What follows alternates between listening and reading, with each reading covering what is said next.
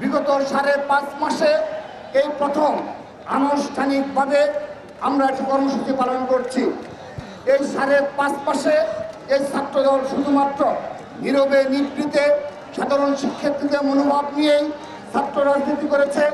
প্রতিটি ক্যাম্পাসে সাধারণ শিক্ষার্থীদের অধিকার বাস্তবায়নের সজাগ রয়েছে এবং এই নির্দলীয় সরকারকে আমরা সর্বাত্মকভাবে সহযোগিতা করে যাচ্ছি। শুধু তাই নয়, আমরা এই রাষ্ট্রের ঐক্যের স্বার্থে জুলাই আগস্টে গণঅভ্যুত্থানে যে ঐক্য গড়ে উঠেছে, ছাত্র জনতার যে ঐক্য গড়ে উঠেছে, সেই ঐক্য রক্ষার স্বার্থে আমরা বাংলাদেশ জাতীয় ছাত্রদল সর্বোচ্চ সহনশীল এবং সংযম ধৈর্যের পরিচয় দিয়েছি। সে কারণে আমরা শুধুমাত্র তাদেরকে সহযোগিতা মনোভাবে পোষণ করেছি। 250-টিরও বেশি ডিজাইন অপশন নিয়ে ওয়ালটন স্মার্ট ফ্রিজ, বোঝে আপনার প্রয়োজন। কিন্তু আমরা লক্ষ্য করেছি এই ঢাকা বিশ্ববিদ্যালয় সহ বাংলাদেশের সকল বিশ্ববিদ্যালয়ের প্রশাসন আজ অবধি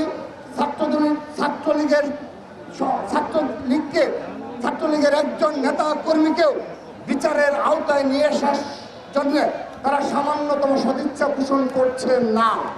এবং আমরা লক্ষ্য করছি এই ছাত্রলীগের নেতা কর্মী ছাত্রলীগকে শুধুমাত্র নিষিদ্ধ করেই একটি দায় সারা বিচার একটি কাজ করে মনে করছে ছাত্রলীগকে এই ফ্যাসিস্টদের অন্যতম সহযোগী ছাত্রলীগকে অপহরণ ঢাকা পড়ে যাবে।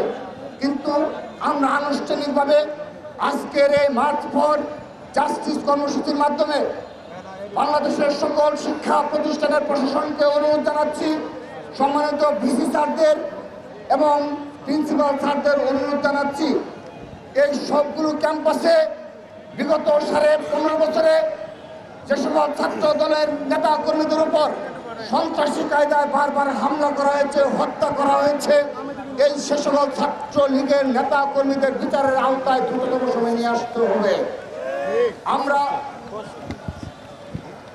আমরা আজকের এই মার্চ ফর জাস্টিস থেকে আমরা প্রতিটি শিক্ষা প্রতিষ্ঠানে যারা দায়িত্বে রয়েছে তাদের নিকট আনুষ্ঠানিকভাবে দাবি জানাচ্ছি, ঢাকা বিশ্ববিদ্যালয়, জাহাঙ্গীরনগর বিশ্ববিদ্যালয় সহ এই সকল শিক্ষা প্রতিষ্ঠানে আগস্টের পরবর্তী বাস্তবতায় ঠিক পরপরই যারা শিক্ষা প্রতিষ্ঠানগুলোতে সন্ত্রাসী কায়দায় হামলা করেছিল, সে সকল হামলায় যারা জড়িত ছাত্রলীগের সন্ত্রাসীদের নাম নিয়ে তারা একটি তদন্ত কমিটি গঠন করেছে।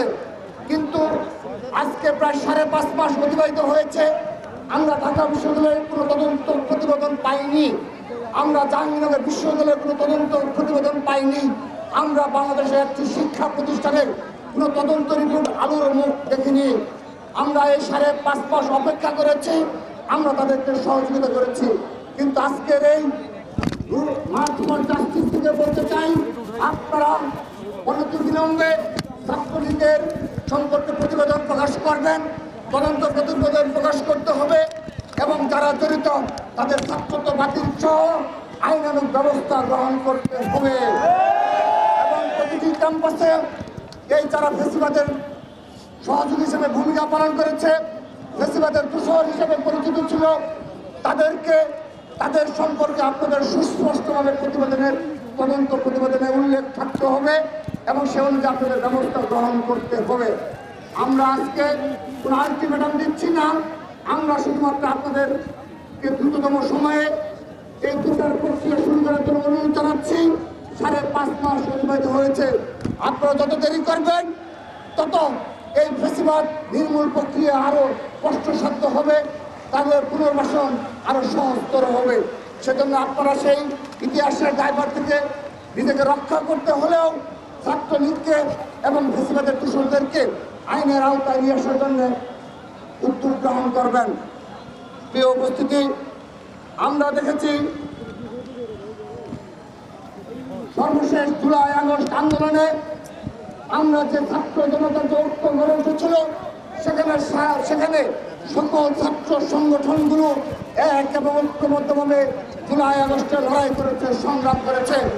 এবং সেখানে আমি স্পষ্টভাবে বলছি, বৈষম্য বিরোধী ছাত্র আন্দোলন একটি কমিটি ছিল এবং তাদের নেতৃত্বেই বাংলাদেশের সকল ছাত্র সংগঠন এক এবং ঐক্যবদ্ধভাবে রাজপথে বিগত 15.5 বছরের ন্যায় ভূমিকা পালন করেছে, কিন্তু সর্বশেষ সময়গুলোতে আমরা লক্ষ্য করছি এই ঐক্যকে বিনষ্ট করার জন্যে, শুধুমাত্র তাদের ক্ষমতা পাকাভুক্ত করার জন্যে এবং কোনো না কোনো ষড়যন্ত্রের অংশ হিসাবে কেউ না কেউ এই ঐক্যকে বিনষ্ট করছে।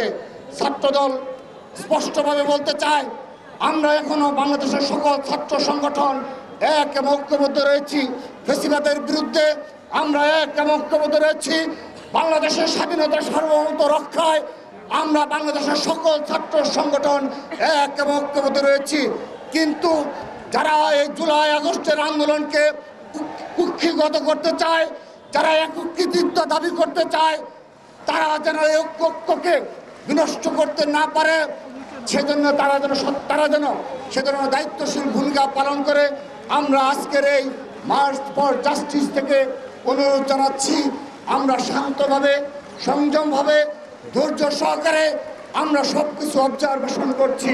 কিন্তু কেউ যদি মনে করে থাকে বিগত 15.5 বছরের ছাত্র দলের ত্যাগ, শ্রম, সংগ্রামকে অস্বীকার করে কোন ইতিহাস রচনা করবে, সেই ইতিহাসকে ছাত্রদল ডাস্টবিনে নিক্ষেপ করবে।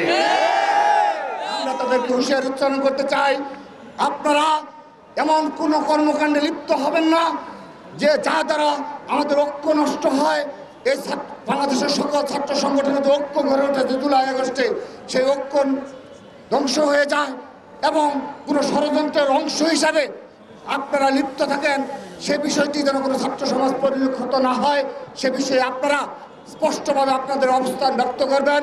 এবং আগামীতেও ফ্যাসিবাদের বিরুদ্ধে আমরা এক এবং ঐক্যবদ্ধভাবে বাংলাদেশের সকল ক্যাম্পাসে সহাবস্থান বজায় রেখে আমরা ছাত্র রাজনীতি অব্যাহত রাখব, সেই প্রত্যাশা ব্যক্ত করছি। সংগ্রামী উপস্থিতি, আমরা আজকের এই কর্মসূচিতে আনুষ্ঠানিকভাবে বাংলাদেশের সকল শিক্ষা প্রতিষ্ঠানে আন্ডারগ্রাউন্ড রাজনীতি নিষিদ্ধের দাবি জানাচ্ছি।